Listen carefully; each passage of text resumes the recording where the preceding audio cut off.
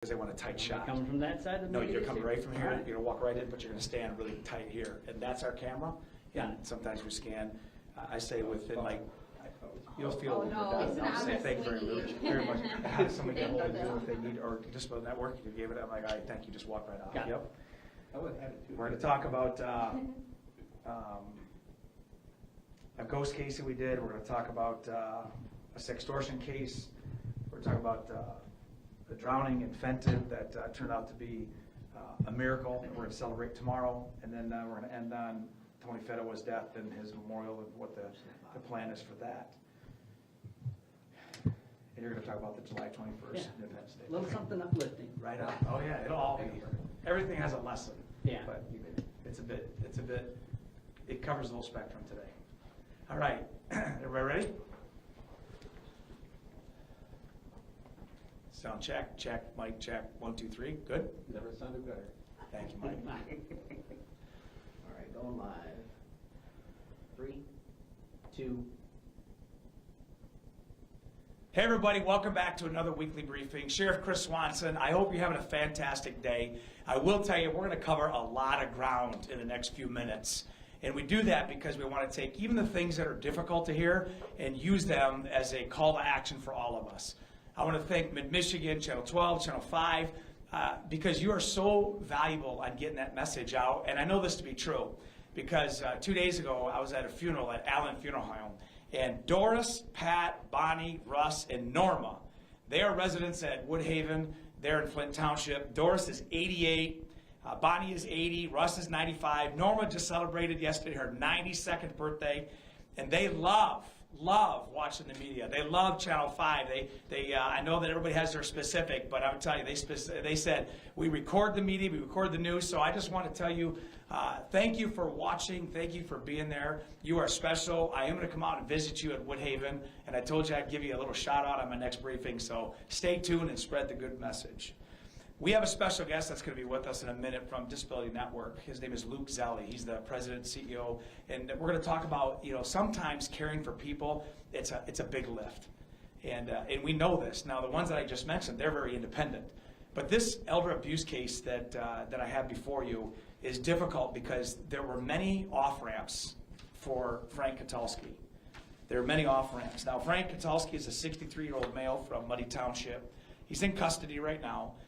He's a former roofer and construction business owner and a former, even a union member in the building trades. His wife was 60 years old, and in 2019 she fell down the stairs and had a massive traumatic brain injury. And I want you to hear about how tragic this case is because it could have been avoided. Not the accident, but the aftercare. She was transferred to a place called Mary Free Bed over there on the west side of the state. And in about 2020, his insurance got cut. And he was forced to take care of her. Now, at this point, she's had significant brain trauma that has had multiple surgeries. There was a mesh that was covering between the skull cap and the brain material.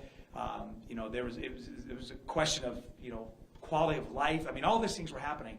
But Frank had the ability at that point to reach out, and we've said this before, is if the care of another individual is too much for you, or another person, or a companion pet, there are 1,000 things you can do to get help, including this office. We say that all the time, but it didn't happen in this 60-year-old victim's case, his wife. She actually sat on a bed for months and never moved. Months. And when that happens, the skin breaks down. It's called decubitus ulcers. And here's an example of an decubitus ulcer that actually goes all the way to the bone. And I want you to see, not to be graphic, that the pain that causes someone. And this is one of multiple wounds on this victim. In fact, one of the pressure wounds, not this one, but one as bad, was against the bed rail of the bed. And the leakage from that wound was so bad that it actually just spilled all over on that pad. This is a medical pad that's very commonly used for people in hospital beds. But all the spillage, this is because her body was breaking down to the point where that she was not able to move, and so it just continued to virtually rot. And the feeding tube she had in was the reason that she went to Hurley Hospital, and that's where we got dispatched, the Elder Abuse Task Force. Hurley Hospital was because of the staff there, the social workers, when the victim came in, immediately we dispatched our investigators, and we got the statement, and Katalski was taken in custody.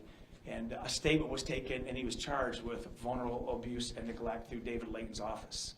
But sadly, it doesn't end there, because the wife has since passed away. And we don't have an autopsy report back. It sometimes takes months. But we are anticipating those charges will be increased.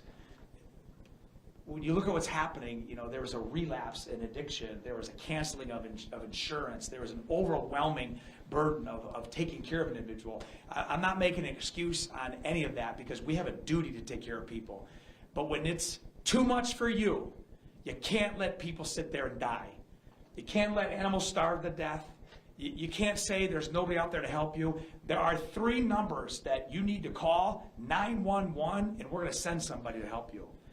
And if it's not enough, call again. Call the sheriff's office. We say that all the time. There's a call to action if you see somebody suffering. And that's what we saw here in this case. So Frank Katalski was charged. He's in jail right now. He's not made bond. And we're going to continue to hold him accountable. And that's just not for the elderly. Obviously, in this office, we protect our companion animals to the highest degree of what they are required and what is required of us to keep them in a safe place. And that also includes our disabled community. So I have with me a friend, the Director and CEO, President of the Disability Network here in Flint. This is Luke Zelli. And I'm so thankful because you reached out to me as the sheriff. I'm also the emergency manager of the county. And Luke, your staff said, hey, what about the messaging to our disabled community? And let's have a talk. And so last week I came there. Your place is well done. It's all organized. The staff is amazing on Door to Highway. And you gave me a message and even a list of all the disabilities that needs to get out to our people. So why are you here, and what can we tell our community? Yeah, I think some of the things that are exciting to think about, we're coming into July. It's a month where we're going to celebrate the independence of our nation. For folks with disabilities, July is about independence. It's about freedom. It's when we celebrate the Americans with Disabilities Act. And so, we have a staff of 20. We're run by people with disabilities. We want people to know we're a resource that's out there, especially when it comes to crisis, when it comes to emergencies in the community. Nobody should be trapped in their home. Nobody should be without supports. And when we started 30 years ago, we really thought about disabilities, folks in wheelchairs, folks who were deaf, folks who were blind. And today it's really more unseen disabilities. It's asthma, diabetes, anxiety, trauma, stress. And so it's way more than you think. And I think leaders like you and leaders like Dan Russell from Genesee Health System are really helping to break down barriers. And I think like the Ignite program and the folks with disabilities that are going through that. You want independence? How about a job? How about supports? So we hope folks will come out July 21st to celebrate Americans with Disabilities Act Day over at Powers High School. They think of the Disability Network when they're struggling, they want to be independent, or they need help to care for a family member. 742-1800 right here in Flint. And we've got centers like ours all across the state for folks that need help to be independent. I think it's important to note that the list of disabilities is vast and lengthy. And we're going to email this to all of our media friends so they have a copy of it. But it is one after another. And what you mentioned about stigma, that's the same kind of mindset that somebody like Katalski had, where he doesn't feel like he can take care, but he doesn't know where to turn to. And there may be people that have a disability, they don't know where to turn. Yes. And that's where you come in. Yeah, it wouldn't matter if you're in Kith Haven, if you're 90 years old, you want to be independent, you need help and supports, give us a call. We can help connect you to resources, and especially for family members, when you have people who start to become independent, it's a change for them, or you need a break, you need some help. Call us, reach out to peers, there's supports available. They literally don't turn down a single human being. And I want you to pick up, maybe you're a caregiver and you don't know where to turn to. That's where these guys come in, and I saw it firsthand. I went to their office, and there was a whole board that had names on it, and it's people that are transitioning from homes that are care homes, nursing homes, into their own homes. And not only do they get in the home, but what does the Disability Network do for those people when they get to their new homes? Oh, man, we celebrate that. We can help people get ramps, get furniture. Groceries? Yeah, people don't want to clothing. live in a nursing home. They want to be independent. Yeah. Well, there you have it on this. We've got a number of things to cover still, but I wanted to recognize Luke and the staff. Thank you so much. Remember, Independence Day for this nation is July 4th, but Independence for those disabled is July 21st, and we're going to celebrate it. Thank you. So FANG is Flint Area Narcotics Group. And FANG, we work hand in hand in a lot of cases together. GHOST is not only just human trafficking, but oppression. And that means our fentanyl crisis. Well, sometimes they run across things that they turn over to GHOST, and we're very thankful. I can't name the individual that came forth, but I want to tell you that FANG reached out to us and said, hey, there are 2 young females, 15 and 16-year-old, that are hanging around a hotel there in Flint Township, and they look as though they are distraught, they're disheveled, and they're scared. The GHOST team was dispatched to this location, and sure enough, they located one of the 2. And one was a 16-year-old, the other was a 15. They were both out of Shiawassee County in the city of Owasso. And they were dropped there the day before. And I'm going to tell you, if you looked at the condition of these individuals, I hesitate to show this picture, but I'm just going to, we have the face blocked, of course, of the victim, but I do want to show you just this. This is just the legs of our victim. These are wounds. These are wounds that are not only caused by trauma and probably some type of physical assault, sexual assault. They're also, on these victims, there are cutting wounds, slash wounds. These are all acts of not only violence, but also of a need for help. And we were able to take this victim and get them the help they needed. But there was another victim that it took us about 36 hours to track down, and we found her. I can tell you, as the sheriff, the GHOST team, if we had waited one more day, those 2 15 and 16-year-old females would have been trafficked and gone. They were runaways. They are some of our most vulnerable population. But that's the life that some of these folks in this county, in this state, in this country are living in this nation, and nations around the country, that we cannot take our eye off of. And you have to be aware of that when you see it. And they were being approached by dope dealers and predators and pimps. And if it wasn't for that quick response and notification, that they would have been still out there. That's where the aftercare comes in. Our friends that have these houses, you know, the Prison Project and other aftercare facilities in the state.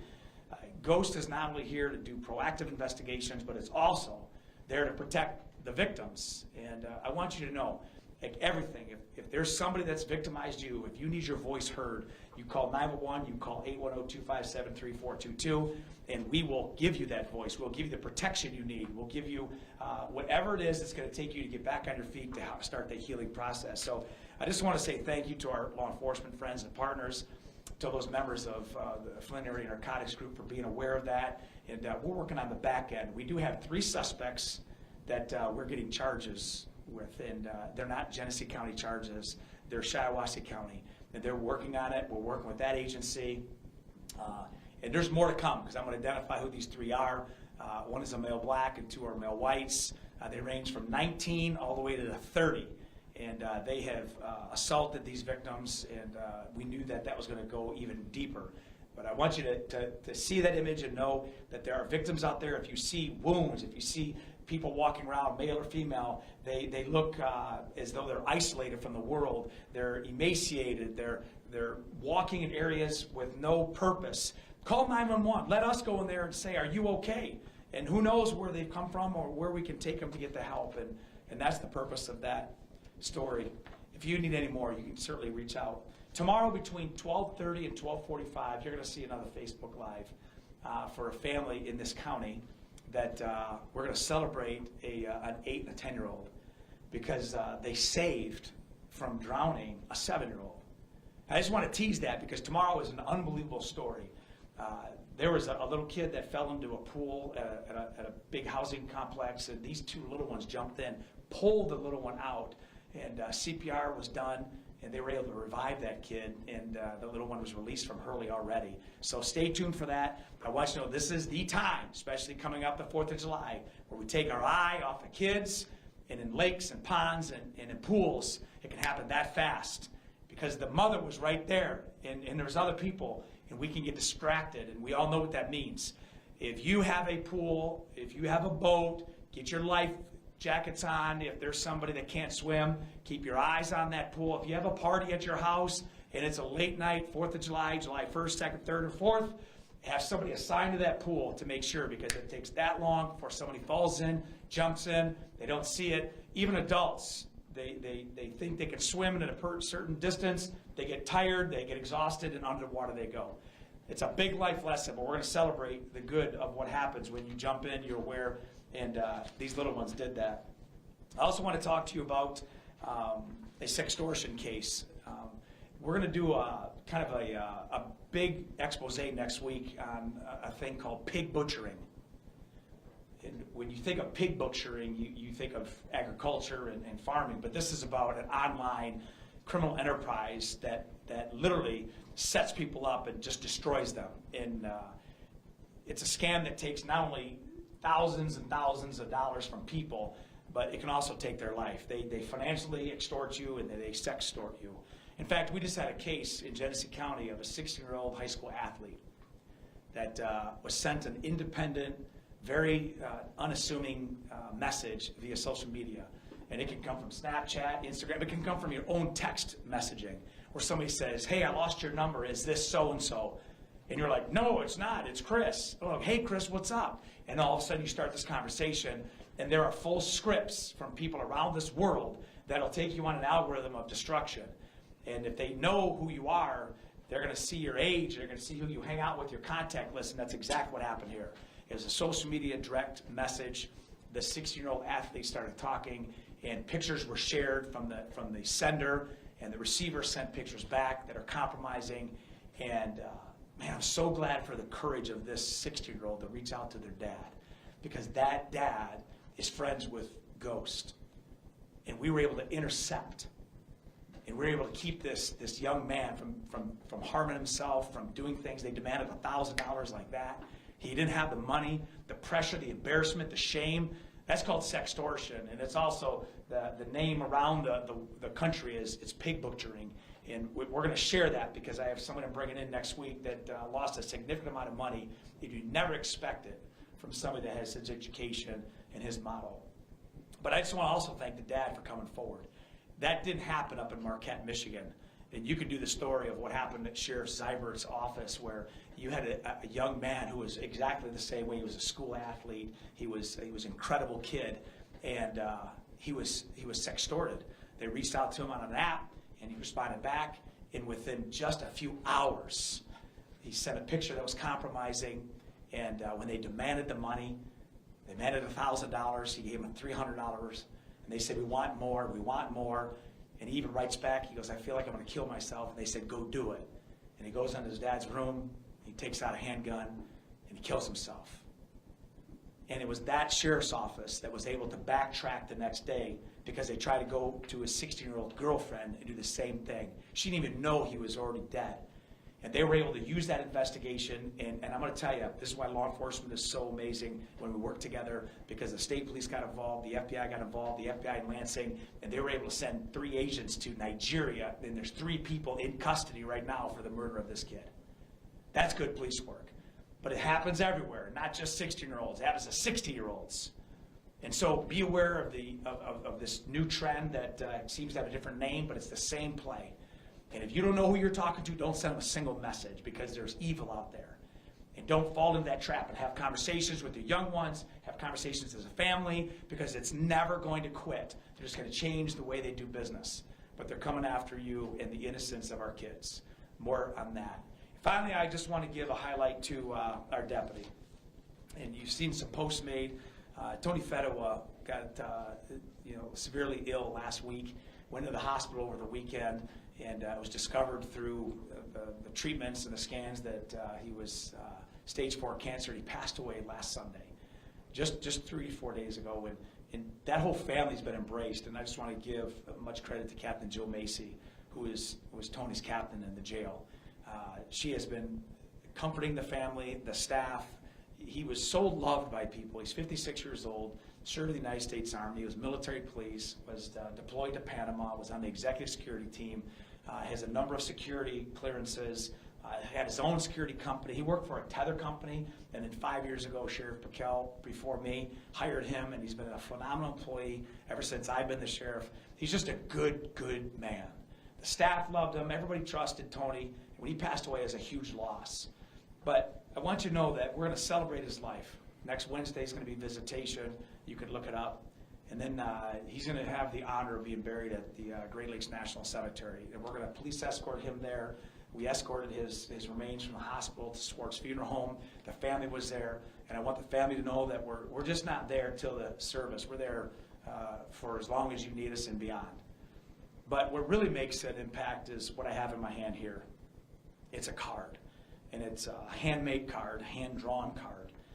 And it says here, Federer was a great man. He will be greatly missed. Faith. Now, faith is the assurance of all things hoped for and the conviction of all things not seen. Hebrews 11:1.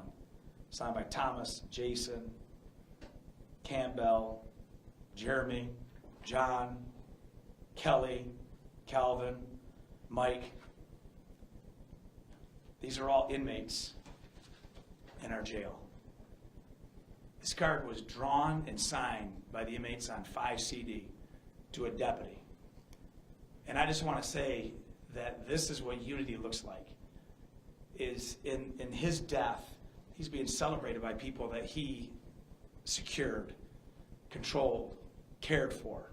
And when you look at the individuals that have signed this card, right here, and on the inside right here, rest in peace. That's love right there, man.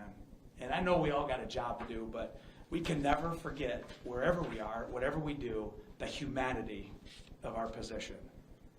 The humanity of always looking out for others, even in their time of sorrow and sadness. And so I leave you on that, not as a low note, but a high note, that there's good in this country, there's good in this world. So we covered a lot. If you need anything, you need to call. We'll take care of you. I continue to push that message out. I'm going to open it up for any questions the media has. We have a large media contingency here, and then we'll be on our way. Any questions? The sextortion case, not the person who committed suicide, but the other young man. You said he was 16. Yes. Right? Okay. Yes. So the questions about the sextortion case I mentioned is it is another foreign criminal who did that, but we were able to stop it before it got worse. And that didn't happen up in Marquette County, and that's a story I referenced because Sheriff Zybert and I are dear friends. He shared that story. It's on major news networks. You can go Google it, and you'll see the sorrow of that story. But there is an example of the officers not giving up and hold people accountable. Any other questions? Well, listen, I just appreciate you. I appreciate everything you're doing. Be safe, and we'll see you tomorrow for this surprise heroic recognition of 3 little ones.